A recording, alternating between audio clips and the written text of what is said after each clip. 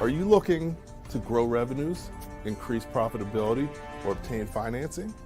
If so, you came to the right place.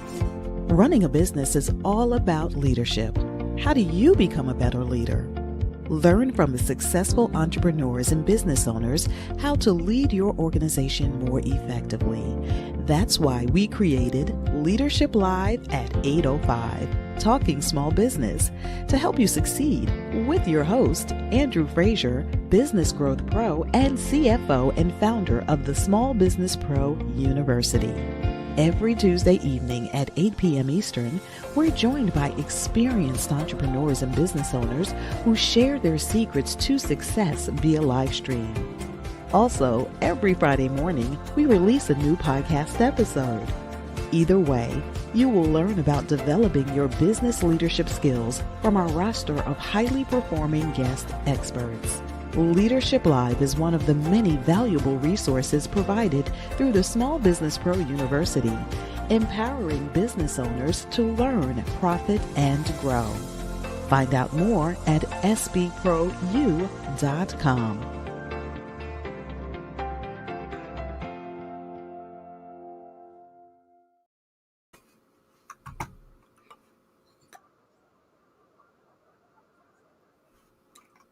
Okay. Good evening, everybody. Welcome to Leadership Live at 8:05. I'm your host, Andrew Frazier, and I'm excited about hanging out with you this evening. As you know, each week we have a great guest, really talking about an important topic for entrepreneurs and small business owners. So, at the end of the day, I always say your most important job as a business owner is sales and marketing. And those are some of the topics we're going to cover today. Also, we're back in the swing of things and really excited about what we have going on for the rest of the year. So we're going to share some key things that, I think you'll be excited about as well. And I'm looking forward to having a great show. So tonight we have our guests. We got Natalie and Naomi Kinnamon, and they, sisters who started a business together, a really exciting business. And we're really going to talk a little bit about their branding, launching their business, and financing their business that specifically empowers women. And I think that, they have an interesting story and really doing some great stuff. So I think you'll learn a lot. We always appreciate everybody tuning in this evening.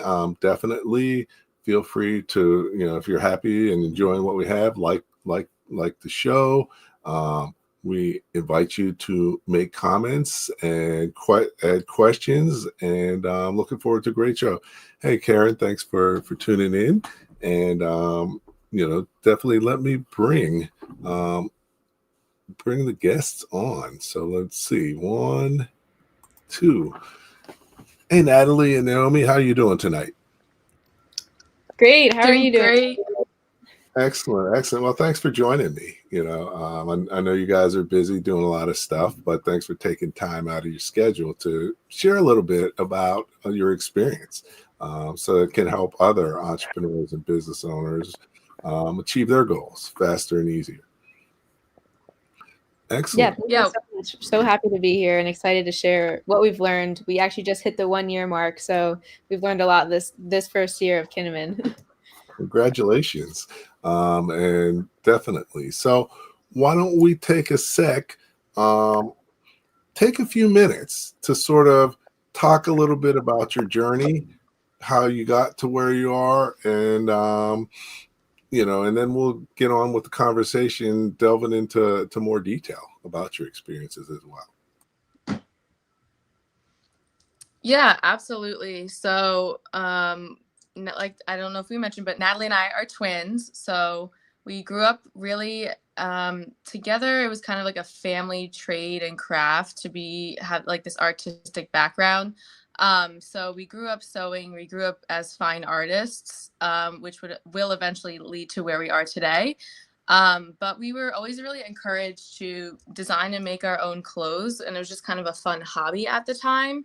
And then it wasn't until I finished my liberal arts associate's degree at community college that I then decided to transfer to a fashion school because I realized that I could do fashion as a creative career.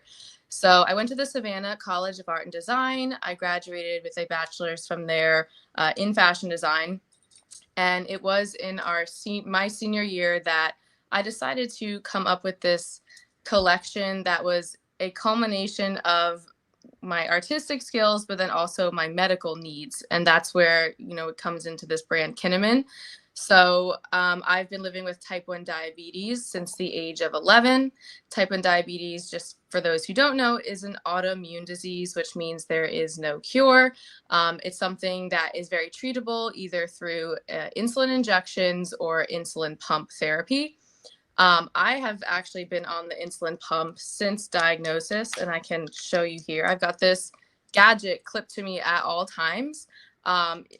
For those who are not tuning in right now, it's kind of like the size of a small cell phone. So that has to be attached through tubing at all times. My ladies out there know that women's wear tends to not have a lot of pockets. So there's definitely not been great clothing options and pockets for my medical device. So senior year at fashion school was when I really started to work out a collection that actually catered to this very specific need.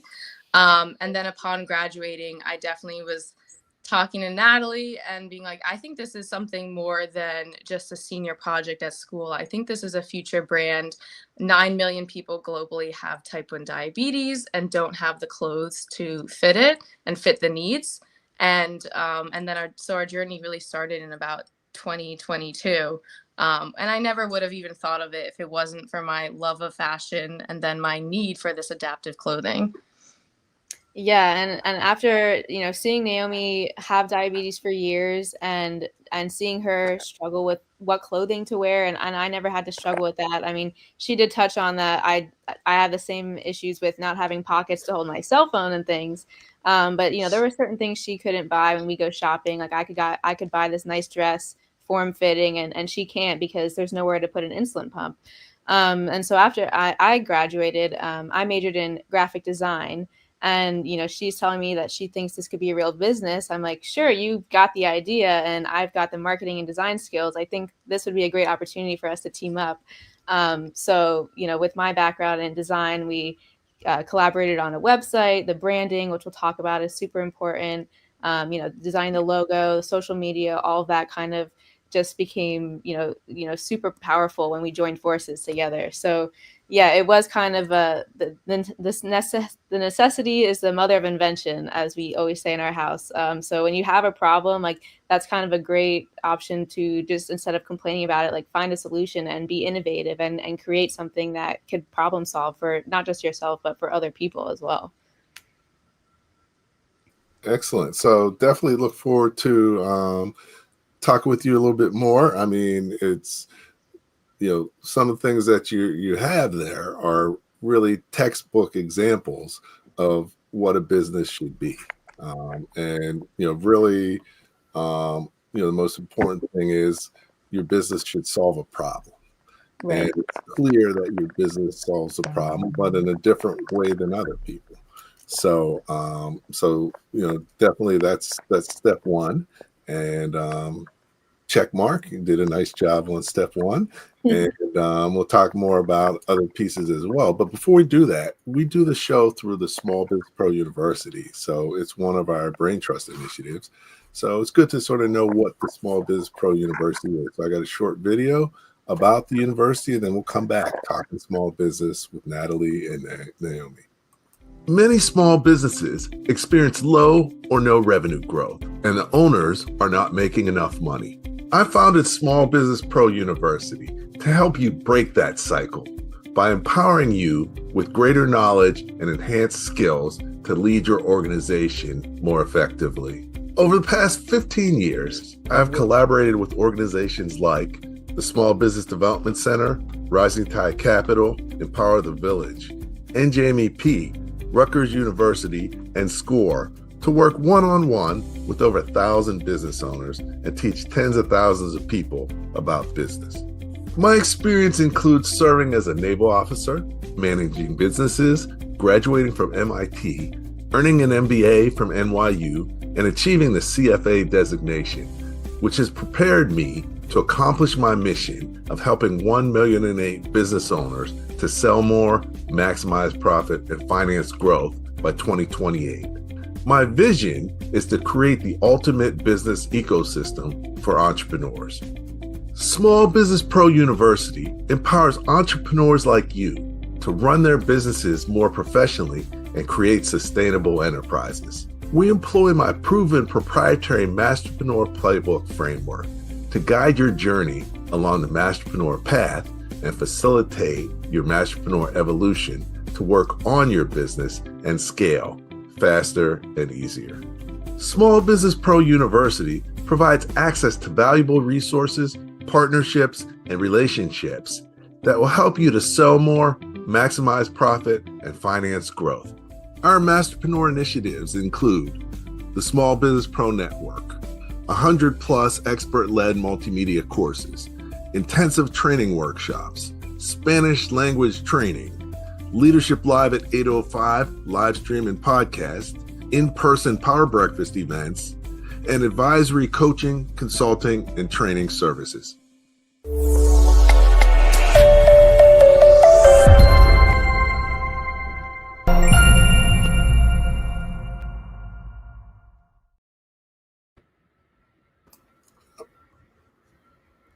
All right, good evening and welcome back to Leadership Live at 8:05, Talking Small Business. I'm here with Natalie and Naomi Kinnamon, and we're going to talk about the branding, launching, and financing of their business. So you talked a little bit about what your business is about, and each business has a different journey, and one of the things is going from idea to actually creating a business. And there's a lot of things that go on in between that. Talk a little bit about how you were able to really take that from an idea to a company. Yeah, absolutely. So it was definitely something we didn't really foresee. Like Naomi said, when she was in school, it was just an idea. And I think seeing the potential there was kind of exciting and nerve-wracking at the same time, because we're like, we have this idea now. What do we do? We've never done anything like this before. So I think we kind of just created like this giant Excel file of different things we needed to accomplish. And, Naomi wrote down a bunch of the, like the things we had to do, like find fabric suppliers, find a manufacturer. And then I'm doing my side of things, like, build a website, design a logo. And I think just like the more tasks we added to this list, like the more we thought of. And it was kind of just chipping away at this and having a goal of, launching an e-commerce website. Like that was our first goal. And so, working back from that, okay, if we want to launch a website in a few months, how do we get our products on the website? How do we manufacture these products? How do we fabric source? And luckily, a lot of that came in handy from Naomi. Actually had an internship, if you want to talk about that. And that was how we got a lot of these connections in New York, where our factory is based. Yeah, absolutely. Really, the year before we started working on Kinnaman, I was interning in New York with a one-person fashion design brand. So it was kind of cool to see the manufacturing and design process up close, because I knew that's what I was going to be getting myself into. So I was looking at and in the garment district in New York City, I was going and fabric sourcing and shopping for other notions like buttons or zipper pulls and really the minutia of it all.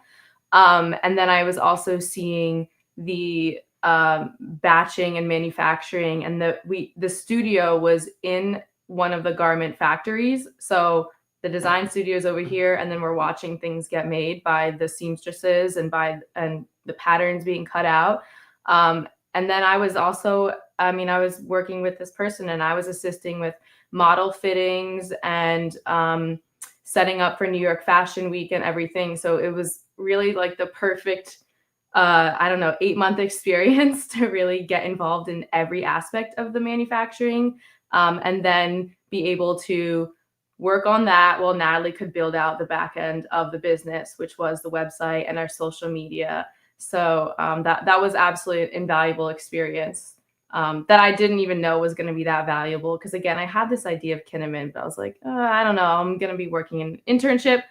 And then everything that we worked on with Kinnaman, I was like, Natalie, I know how to do this. Oh, I just did that. I know how to do this. So that was an amazing experience. I never even did an internship, I will say, till after college. And I know they push a lot of that during college, but usually in the summers I was working for a paid position, which I know a lot of us have to do. But I didn't have that experience till after college, and it was really awesome. It was a short time, and I was able to do that while working on Kinnaman. Okay, excellent. So, that brings out another point that can be helpful for business owners. You can learn a tremendous amount for your business by working for someone else as well. And it's not a bad situation. You can also save some money, learn on their dime, practice on their dime, so definitely that can be really beneficial to other business owners, and definitely for you. Could you imagine doing what you're doing now if you hadn't had that internship? Not even a little bit. And I know it would have been a lot harder. It would have been much harder to figure out. We've made mistakes. You probably would have made a few more mistakes. Yeah. And Natalie knows, I mean, she comes with so much experience because she has always had graphic design jobs and marketing jobs. So like it was a no-brainer for me when I came up with this idea to have her do all that. I'm like, I've seen your work. And then she has still always maintained other roles and part-time or full-time work with other companies. So yeah, that's all on her, and I trust her implicitly. So I know the experience is there. I would recommend working for other companies, especially if it's going to be something similar to what you're doing. So seeing the small scale, knowing that we were going to start small scale was invaluable. Okay, excellent. So now, when you're starting a business, nobody knows who you are. And also for your business, you're introducing a whole new industry almost. So educating people on that. So now, well, first, did you write a business plan? So I did have to take a business of fashion class at school, which was pretty amazing. I took that senior year, so it was fresh in my mind leaving school. I think we definitely operated off of a bit of that, though things were different. I mean, that was based on having a physical store, but we did have a rough business plan. We did figure out a lot of costs ahead of time, which was helpful for my experience when we're talking things like photo shoots and getting things photographed for the first time, and what a photographer costs and what models cost. And I had some of that experience. So I would recommend definitely draft something, even if it's rough. You got to write it down. Right. And, definitely too many business owners start without having any business plan, but it definitely can save you and prepare you a lot for being more successful with your business. So now the most important part of most business plans is your marketing plan. And, what I'd like to know is sort of what was your original marketing plan?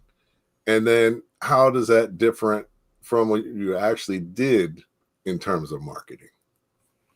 Yeah, that's a great question. Obviously, marketing is so important in terms of how you get the brand out there, how people find out about you. It's not enough just to have a great idea if nobody knows about it. It's not enough just to have a great website if no one knows about it. Our website is kinmanclothing.com if you do want to check it out. And it's interesting because we thought, okay, we have this great idea, so other people will also think it's great, and things will just work out. And obviously that's a naive way to think of things, but we had a lot of ideas on how we wanted to connect with certain companies, like the pump device companies. For example, like Tandem Diabetes makes what Naomi wears, her insulin pump. So connecting with them and big manufacturers or insulin companies, and figuring out how we can form partnerships, how they can maybe advertise us, how we can advertise them. So that was always our initial thought process, was to involve these big companies.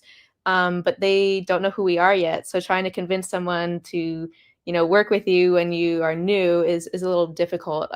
We're still working on, creating those meaningful partnerships and figuring out how we can really dive into the world of diabetes specifically. We also wanted to work with JDRF, which is now called Breakthrough T1D, which is the #1 diabetes research organization. And so we actually attended a few like fundraising walks for them where we could showcase our brand, showcase our clothing, just start getting ourselves out there. So that was our initial marketing plan. And we did stick with that. But we've obviously re-evolved and developed new ideas and how we want to portray ourselves. The idea that we are catering to women with type 1 diabetes is paramount. But then the secondary market is that we want to just cater to women who want their clothing to have functional pockets. I don't have diabetes and I wear our clothing because they have great pockets where I can carry my phone and keys. And like we said, that's not really that common in most women's dresses and things, having a functional pocket like that. So obviously the marketing plan is always going to evolve as we create new ideas and work with new people. But I think we kind of stuck to, dreaming big and going after the big fish and being able to work with these big brands. And so we're still doing that. Yeah, I'll just add on a smaller note, I guess. There's the brand aspects and the partnerships, and then the organizations that we've really connected with since the beginning. For example, we just did our first conference in Orlando, which is the biggest. It's called Children with Diabetes. It's Friends for Life. And it's the biggest type 1 diabetes conference for families, for children, for newly diagnosed. There's educational sessions. There's new tech booths, there's trials for medical devices. And we were there, we had a table, we had our clothing, and we were able to sell and connect with the community. So there's that aspect of it. And then there's, of course, the social media presence that in this day and age, that's really the name of the game in terms of a lot of your marketing. And Natalie and I, again, really a 2-person team here. We've been putting a lot of effort into our content creation, which is a full-time job itself. We have a Facebook. You can check out our Facebook page is Kinnaman. Our Instagram is Kinnaman.official. Our TikTok is Kinnaman.official. We're on all of the things. And that's really where we're trying to get a lot of the word out there too, because you might not know, but there is a really big type 1 diabetes community out there. And there's even type 1 diabetic influencers, and they like to call themselves insulincers, which I love because they're influencers on insulin. And that's a whole group out there. So we are trying to continue to be a part of that in terms of the social media world. And it is important for us to make good content and put that content out there to get the word out. Okay. No, I mean, that's excellent. You have a niche, but you've really done research into the niche to see, who are the players. It's a large, there's a large market there that you can focus on. But many times a lot of business owners don't really do enough research into their niche or try to be too broad and appeal to too many people. You mentioned influencers, and that's a very popular thing nowadays. But how can you use influencers for your business, and how have you used influencers for your business? Yeah, I think it's really a great tool, especially for small businesses, to be able to utilize, either micro influencers and grow into larger influencers. We started using a program that helps us reach more of our customer base because it kind of targets an influencer that, for our brand specifically, has type 1 diabetes, is on an insulin pump or takes injections, and then how we can work with them to be able to grow our audience and strengthen our engagement. So people that kind of align with our brand values, we can kind of connect with them, either offer them some kind of discount code to their followers. If they basically can get a commission for their followers if they purchase a product with their code. And it kind of just allows us to test the waters a little bit. We can see how successful a campaign is with an influencer, how successful their posts are. And if that's working for us, we can continue doing that, or we can kind of adjust and do something else. But we really like that because we get to really experience and see the real results. So that's just something we've been using recently. It's called Influencer Hero is one of the programs we use. But you can kind of just use social media as a tool and see, what your followers are interacting with the most, what they're relating to the most. But this just kind of helps us target that group specifically.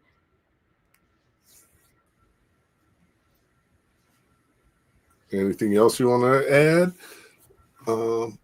I would just say it's been a very interesting experience, and you don't realize how important other people's platforms are until you're like, oh, if we were up on here and this is how much attention they could get, this could be great for us. So it is interesting. You see a lot of cross collaboration now, whether it is brands and influencers or two brands. So we have seen the value in that, and we're just trying to keep working on that because I think it's just, you can't build a whole brand by yourself, and you have to use other people. And it is great when you can find people and other brands that you align with, or that you both appreciate each other's work, and you can help work together and help try and get your stuff out there together.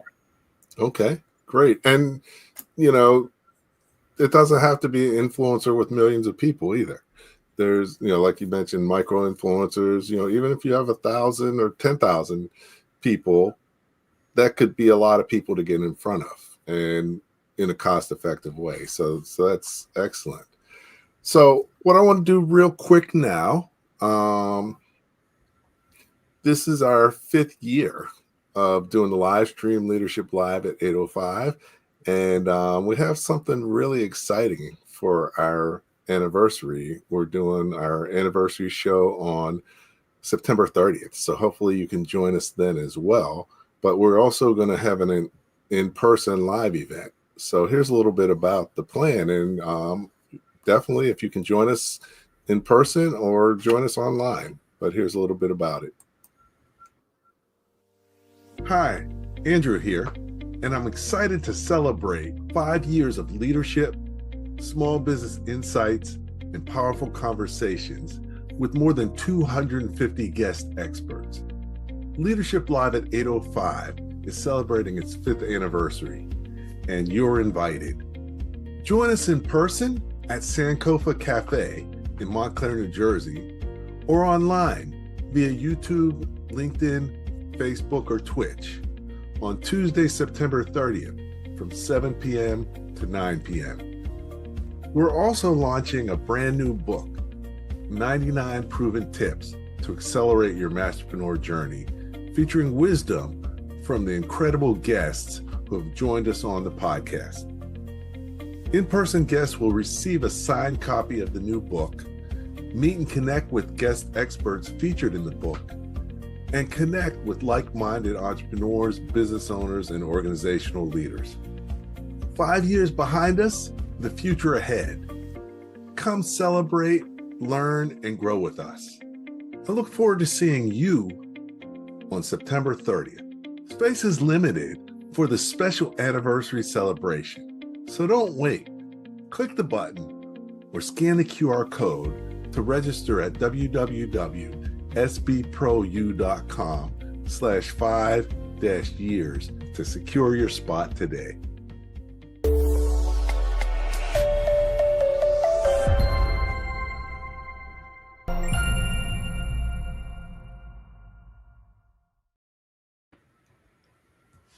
Okay, welcome back. We're here on Leadership Live. I'm talking with Natalie and Naomi, both sisters who launched a great business. And our topic is branding, launching, and financing a business that empowers women. So now the $50 million question that everybody wants to know. Most sisters don't get along. How well do you guys get along? Well, we're currently living in very different locations and states. I'm in New Jersey, where we were both born and raised.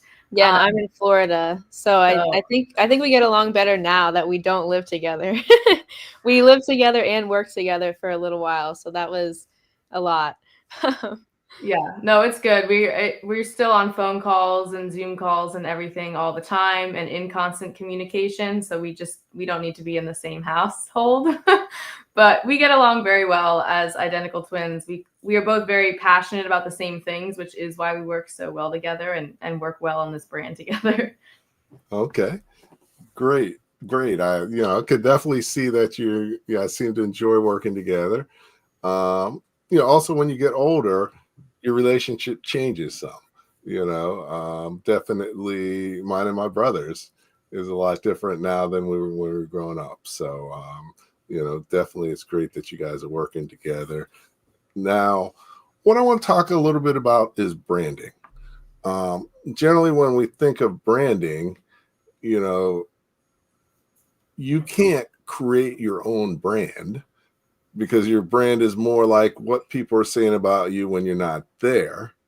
But you can do things to influence your brand to have that conversation be what you'd like it to be.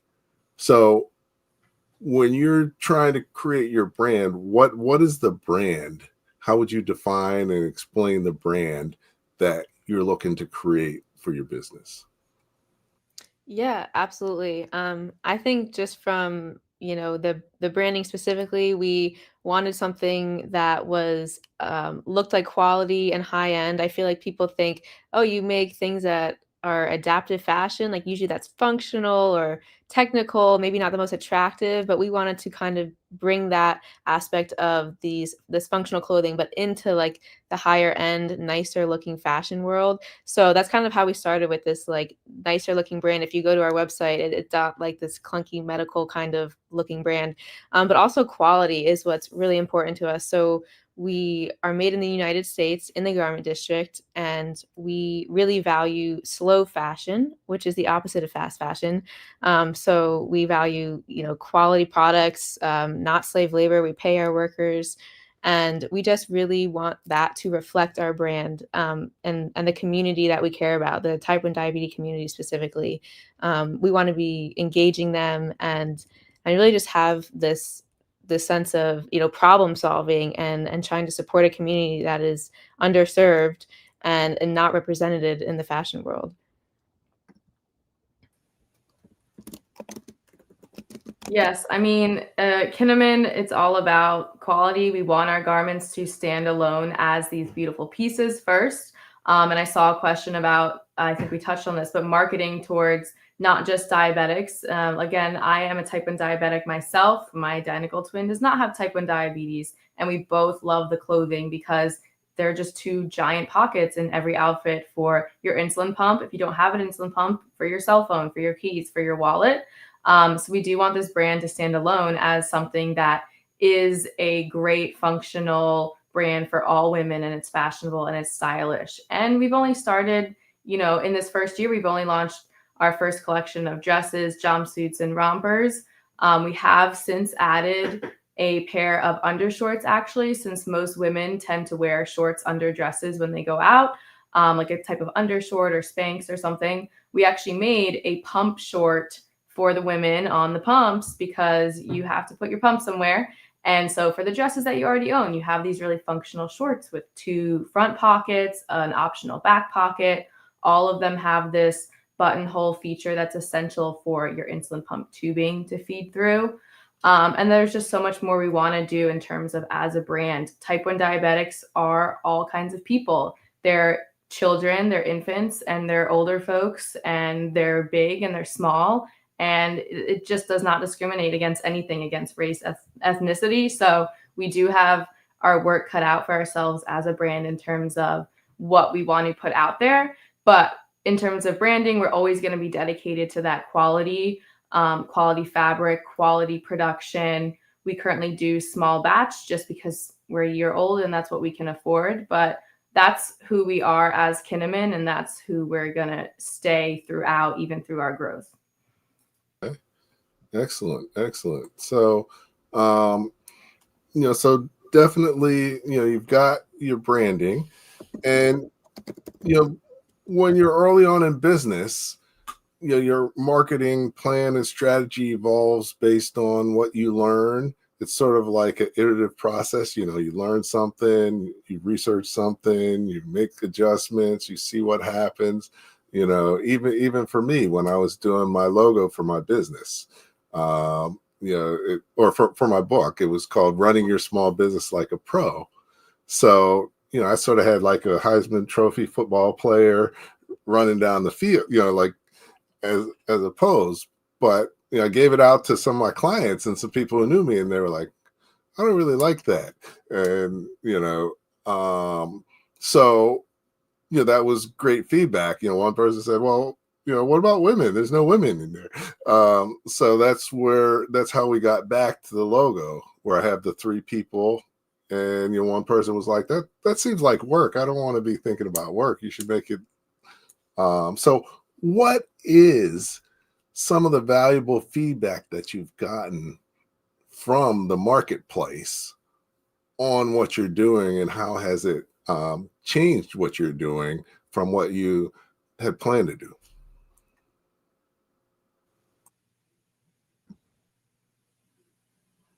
You're muted. Okay. Yeah. So really, we have, since we started off small and we had our own social media that we were running, we did put out Instagram polls every once in a while, which is just such a great feature because you can post about your products and then you can get real live feedback from our type 1 diabetic customers. So for example, for our shorts that we recently put out, we asked where people wanted pockets, how many pockets, what other features have we not even thought of that they want to see next. And that was just really helpful. So, I mean, Natalie, you can talk a bit more. We know people on social media love to be heard and give their opinions. So we definitely got a lot of opinions from people, which is really cool because it helps us drive our design. It helps us actually get real-time feedback from people.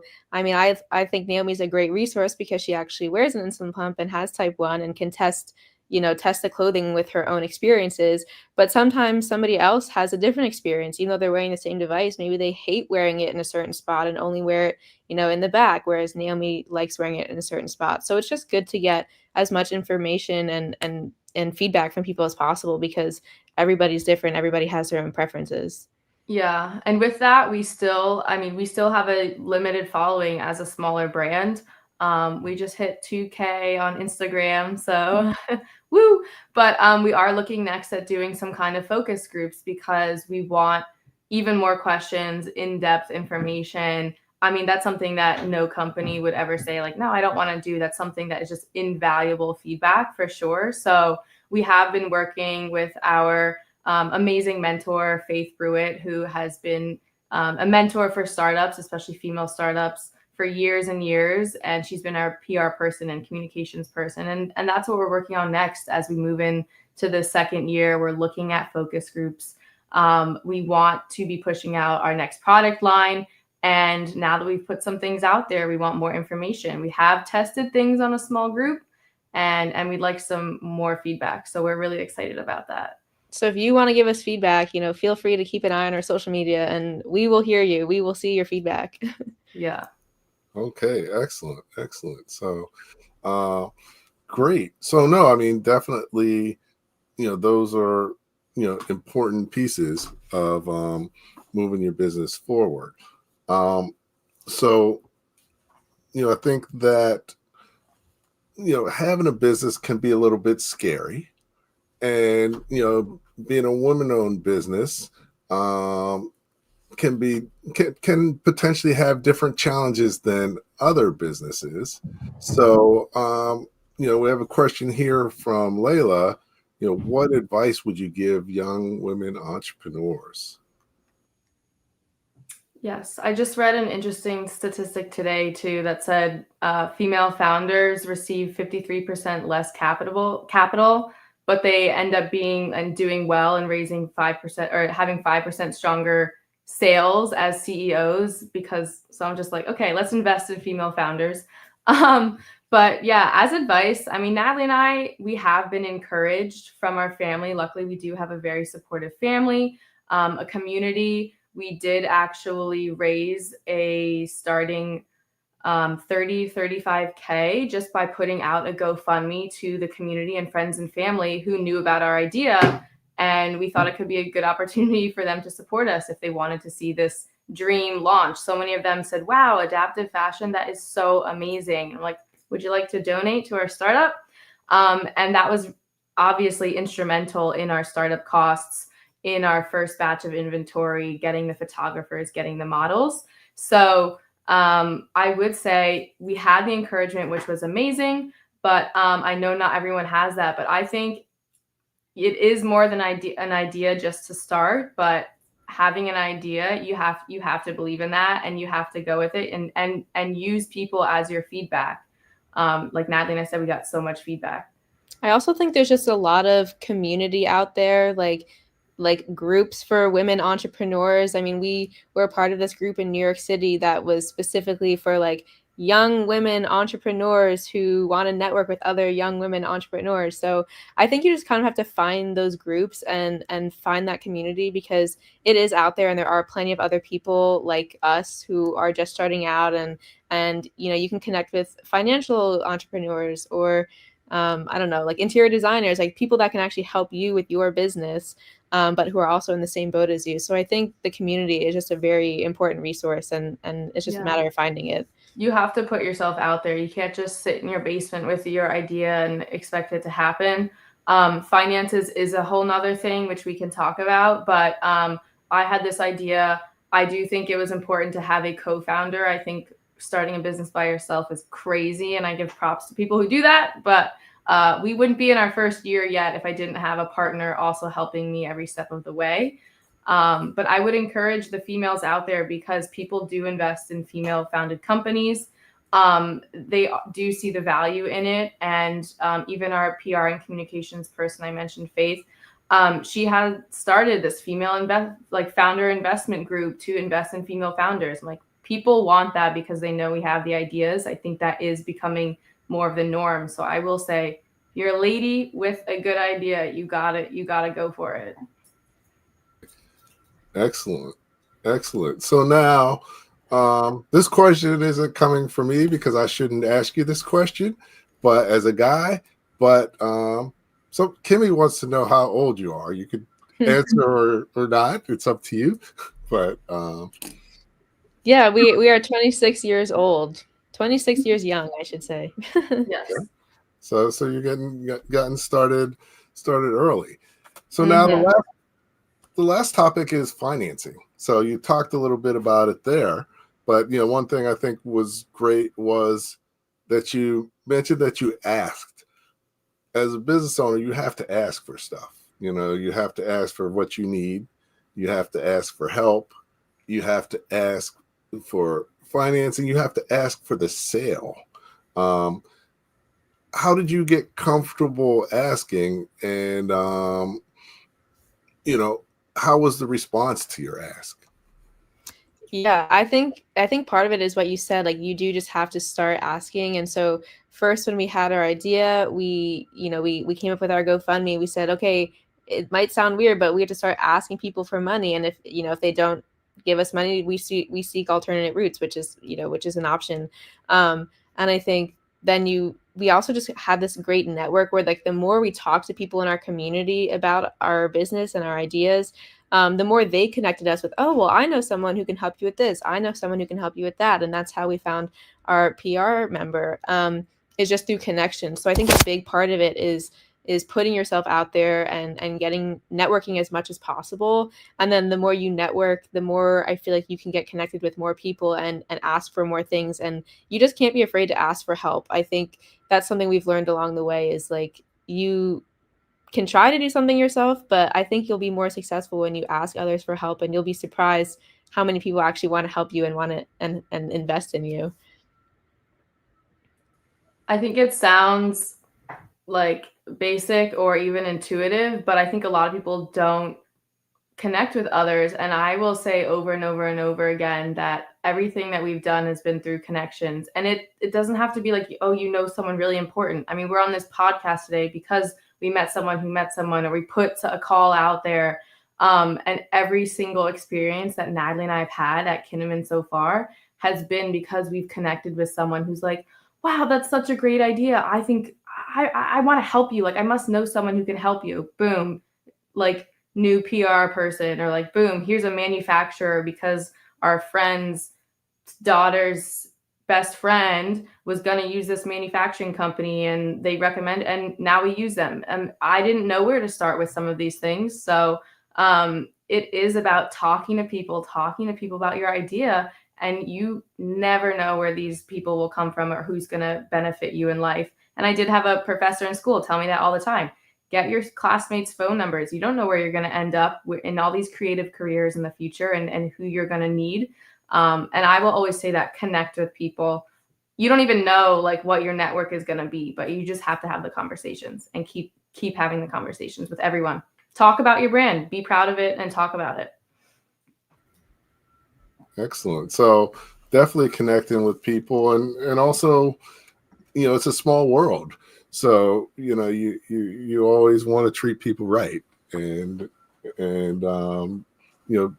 develop your personal brand in a good way. So now, I'm usually not a big fan of crowdfunding, but that's because most people never even get $1,000 in their crowdfunding efforts. But you've gotten over $10,000. So what was your secret? How were you able to defy the odds? That's a good question. I think we had a lot of strong support initially. I think we were talking this up a lot as like this was going to be our dream to start this company. And I think just in our initial community in New Jersey, we have such a strong foundation where we grew up with friends and family. And that's where a lot of our support came. If I'm being honest, I think it was from a lot of people that we knew. We definitely had donations from the T1D community and people who just wanted to see this thrive. But a really a big part of this was we were just lucky enough to have like the friends and family support. Yeah. Also, and no shame. Like you won't get what you don't ask for, like you said, Andrew. So, I mean, Natalie and I did look at each other like, I don't know, do we ask people for money?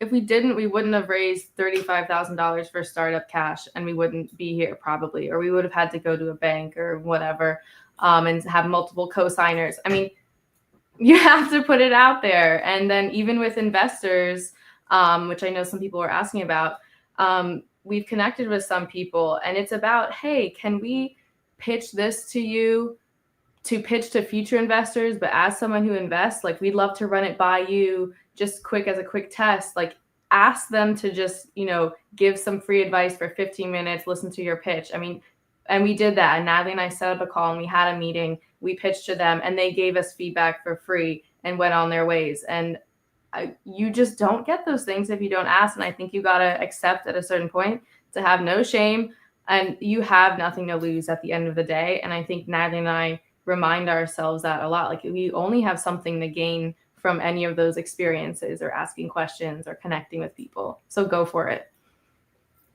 Definitely. So now, are you fully funded now, or are you going to need to do additional financing? And how do you determine how much money that you need? That's a great question. And that's what we are always in the process of figuring out, especially right now where we'd love to expand and grow. And I think a big way for us to do that would be moving overseas and being able to lower our costs, because producing in the US is very costly. And just looking at how we can, lower our costs, we can move overseas.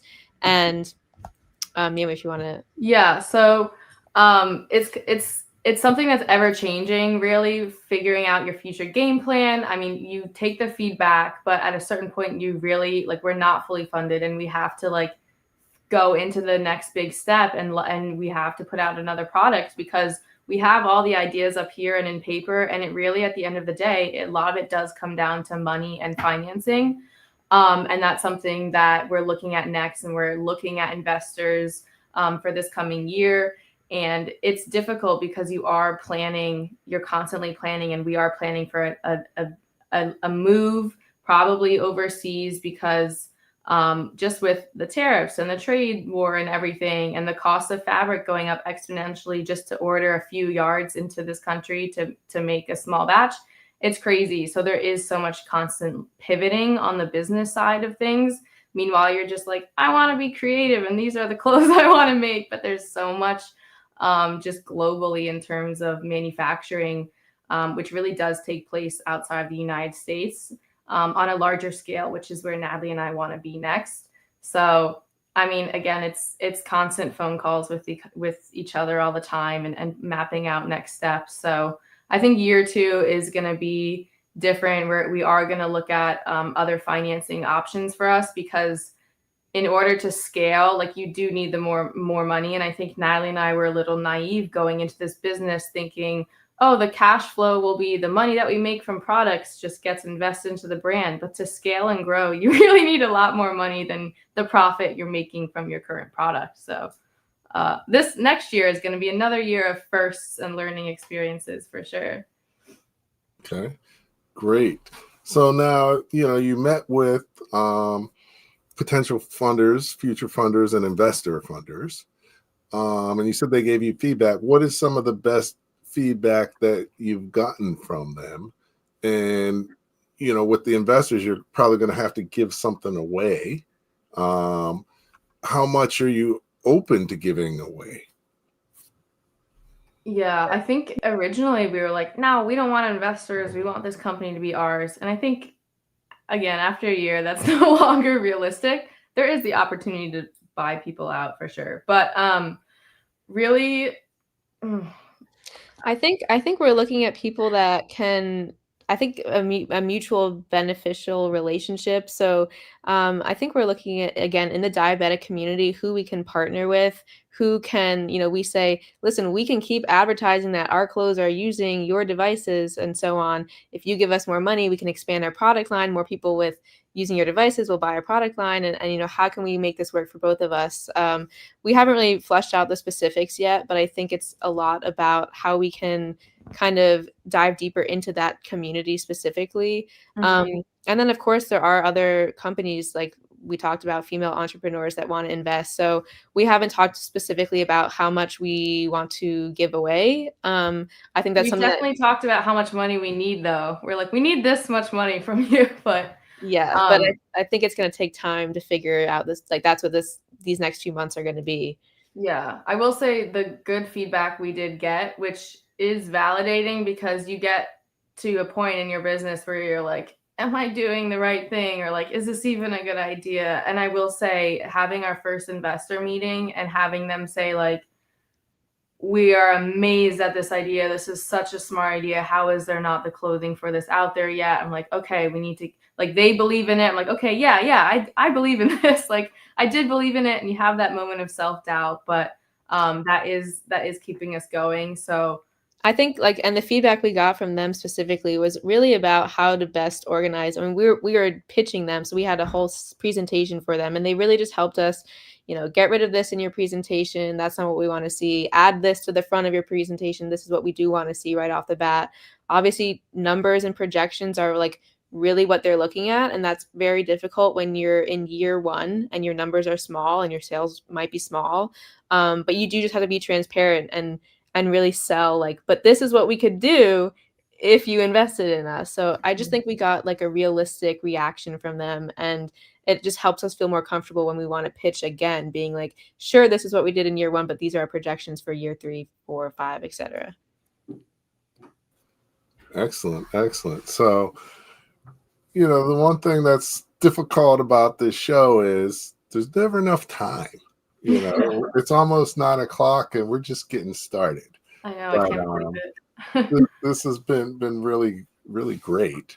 But before you leave, it would be great if you could share like the top 3 things people should take away from our discussion tonight, because one, these are 3 things they can focus on tomorrow, with their business and what they're doing, and 2, most people can't really remember more than 3 things anyway. So this is an easy way for people to take away, something even more valuable, so they can, start utilizing it and benefit from the show even more. So be great if you could share 3 key things. I'm going to give you a minute to sort of think about what you want to share. And you saw that it's our 5-year anniversary. And, we're launching the new book. So here's some info about the book. And then after this video, we'll have Natalie and Naomi share the top 3 takeaways for you before we close out. Hi, Andrew here. And I'm excited to announce the launch of our new book, 99 Proven Tips to Accelerate Your Masterpreneur Journey. 5 years, 33 incredible guests, hundreds of powerful business lessons, and now it's all in one place. Introducing 99 proven tips to accelerate your masterpreneur journey. A brand new book built from the insights, wisdom, and strategies shared by the guest experts of our podcast, Leadership Live at 8:05, Talking Small Business. Inside, you'll discover actionable tips on how to launch smarter. So if you have an idea that you have researched and you know who your customer is and you think that you've got the experience you need, now is a perfect time to start a business. But remember, start as a side hustle first. Grow faster. So sales is about problem solving, not about manipulating. You have to understand the math of your business, the sales math. Lead more effectively. You shouldn't expect someone to be you. You have to understand and create processes to basically train people on how to handle certain situations and basically set people on the right path, right? So they can become successful within your organization. And scale your business with confidence. Bet on yourself and not be afraid to take risks and to know that you have within you the ability to accomplish your dreams and accomplish your goals. Think like an entrepreneur. Now, I know there may be many entrepreneurs listening, but there may be some who aren't entrepreneurs. It's all well and good. I'm here to say entrepreneurship is not just something you do, it's a way that you think. And the characteristics of an entrepreneur's thinking are creativity, resourcefulness, courage, resilience, and passion. This isn't theory, it's practical advice straight from entrepreneurs and thought leaders who have done it. 5 years of conversations, 33 voices of experience, and now 99 tips to accelerate your masterpreneur journey. Get your copy today. Pre-order now to reserve your signed copy. Click the button below or scan the QR code to order from www.sbprousyou.com/99-tips.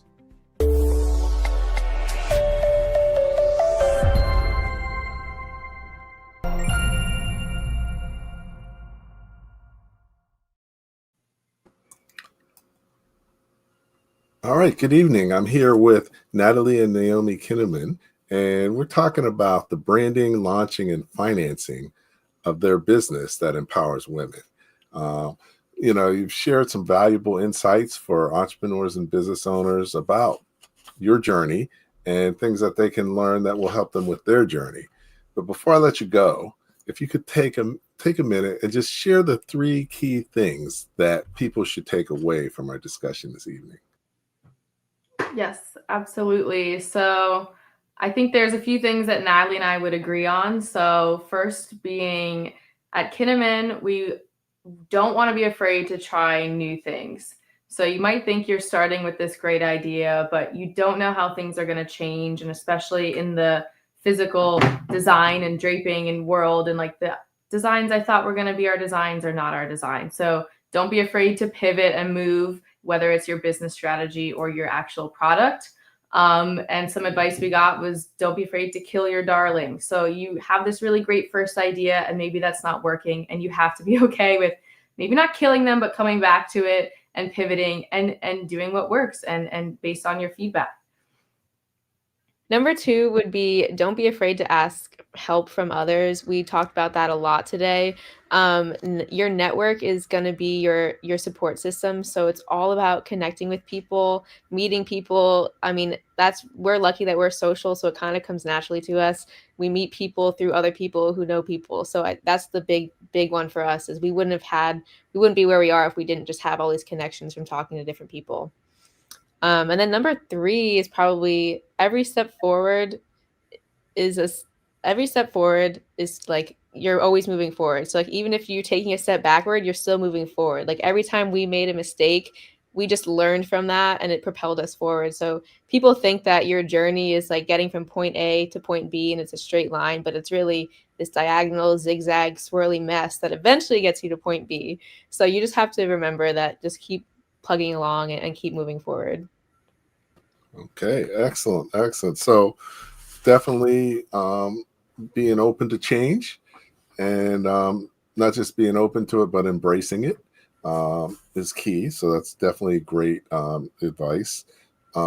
Relationships are everything in business and life. So it's great that you've been proactive about doing that. And finally, you got to keep moving forward.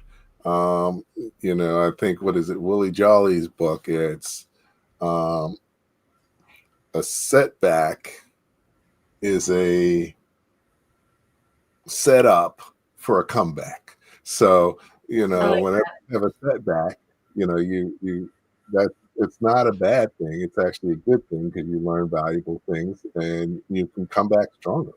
Right. And we just keep reminding ourselves, it's the first year. It's the first year. You can't expect things to happen overnight. You can't expect your content to go viral, even though it seems like everyone's does.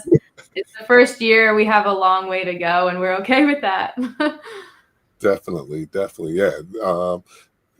I've been doing this for 15 years. So, I'm sort of a overnight success after 15 years. So, there's no short way to do it, especially in a sustainable way. So, so this has been great. Anything else you want to share before we close out the show?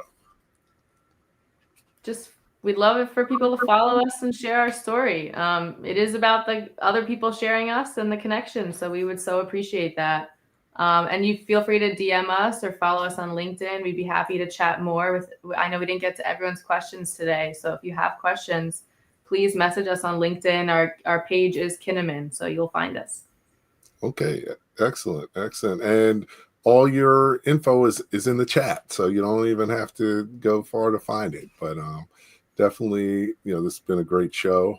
Appreciate you joining us tonight and sharing your expertise. And a lot of people have found it valuable. We appreciate everybody tuning in. And I'm going to close things out, but if you can hang out for a minute, that would be great. So, once again, thanks everybody for tuning in and joining us tonight. Definitely, if you're not subscribed to our channel, please take a second to do that. It's a great way to let us know that you value the content as well. It helps you, be able to know when we come out with new content. So definitely, if you can do that, that would be excellent.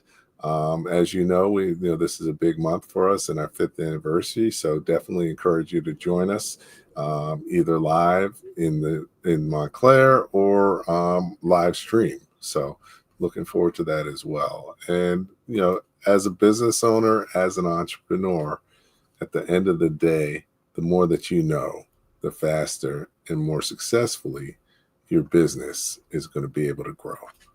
Thanks and good night. Thank you for listening to Leadership Live at 8:05, Talking Small Business. Subscribe to our YouTube channel and to the podcast on your favorite podcast platform.